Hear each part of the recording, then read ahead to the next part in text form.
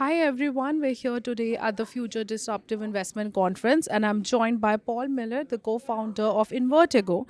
So Paul is revolutionizing agriculture through innovative indoor vertical farming solutions and he's been sharing some wonderful insights with us today, and also he's a panelist on a panel session that we had earlier today on the future of food, agritech and agriculture.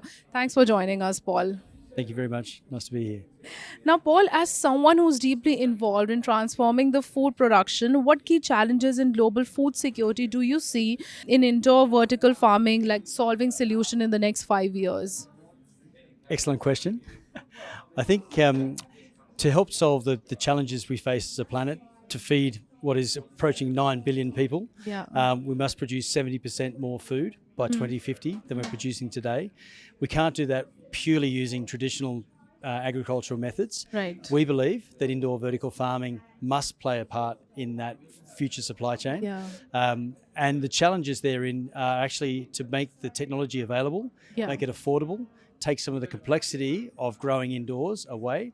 And that's really what Invertigro has set out to do, is to build a solution that makes that entry point for the future farmers, Yeah. makes it affordable, easy to do using our technology solutions. Amazing, wonderful, Paul. And it really highlights the urgency of innovation in this space, like you mentioned.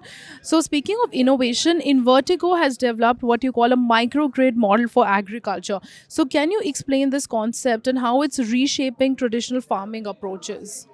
Yeah, we coined, I guess, the concept of microgrid being something that people could conceptualize for energy, putting Yeah. solar on the roof, having local production of power for communities, for households.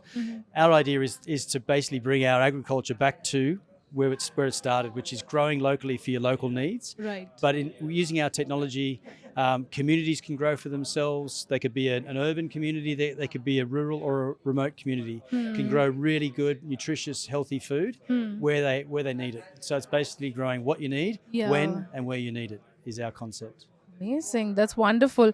Now, it's clear that this innovative approach is gaining a lot of recognition across the industry, which brings me to my next question. So, Invertigro's innovation journey has been marked by numerous precious recognitions, from the 2021 Australian Agripreneur of the Year to being named in the Australian's top 100 innovators in 2023, and most recently being finalist for Best Farm Design at this year's Vertical Farming World Congress Awards. Now, what's been the most rewarding aspect of this journey for you and your team?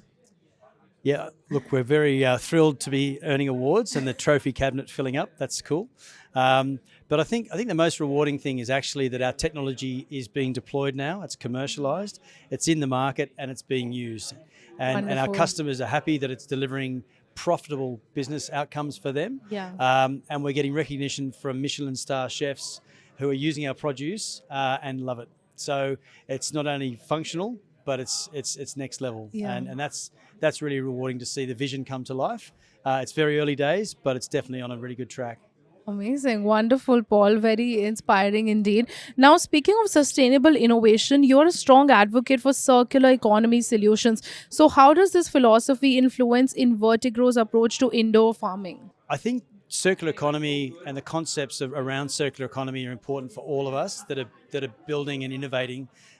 Is to think about not just what we're solving, but how adjacent industries can contribute to helping us solve problems. Yeah. But also how we can also contribute to solving these problems. What I mean, for indoor farming, energy is a big consideration. We must have power to run our lights, our LED lights in the Yeah. farm. We also need to control the climate for the plants. Right. So those two things, if we can have waste heat or and energy from a local either renewables source, which could be waste, organic waste to energy Right. production. Yeah. These sort of considerations all really help the economics of indoor vertical farms. Right. Our waste streams, which could be roots and different matter from the farm, Yeah. could go back into production of either other food, it could be food waste to energy, or it could be used to grow things like mushrooms as a substrate. So if we think about the cycles and co-locating indoor farms with technology and other types of industry Yeah. that might have waste CO2, waste heat, waste water. Those things can all then make it easier for the growing of food, and it just make the economics better Yeah. for both the vertical farm, but also those other technologies as well. So increasingly, that's what we want to Yeah. see and be advocates for, Yeah. is thinking in a more circular way, more of a systems thinking lens on what we're doing, so that we can make it more viable and more profitable. Absolutely. Now, Paul, as we wrap up this interview, it would be great to know what milestones should investors look out for in the next, let's say, 12 to 24 months. Yeah, look, for investors, what Invertigro is doing, we've got a commercialized product. We're in the process now of gearing up for Series B next year. We're raising our pre-Series B at the moment to help fund a number of projects and Yeah. some ongoing product development that we are doing. We have Yeah. a commercialized product, and it's about scale from here. Yeah. So we are actually, our key milestones are continuing to win projects on the world stage. We'll grow our footprint in Saudi Arabia with some of the giga projects there. We'll continue to expand in the UK and Europe. Yeah. And we'll be looking to enter into the US market in the coming 12 to 24 months. So we'll keep expanding in Australia as well, but very much it's about selected markets, growing our commercial footprint, Yeah. and starting to, I guess, spread the word. Invertigro is here, and we're going to make a big splash. Wonderful. Now, Paul, we are here today at the Future Disruptive Conference. So it would be great to know, like, how's your experience been, and if you have any key takeaways that you like to share with us. Look, firstly, thank you for having me. Absolutely. It has been great to be part of the event. I enjoyed the opportunity to stand on stage and share our story this morning. I look forward to the panel as well. I think, having a forum where people can have access to some of the innovations Yeah. that are coming through at a stage where investors can come on board and really get involved with the pioneers, the companies that are going places, and jump on board, join the ride.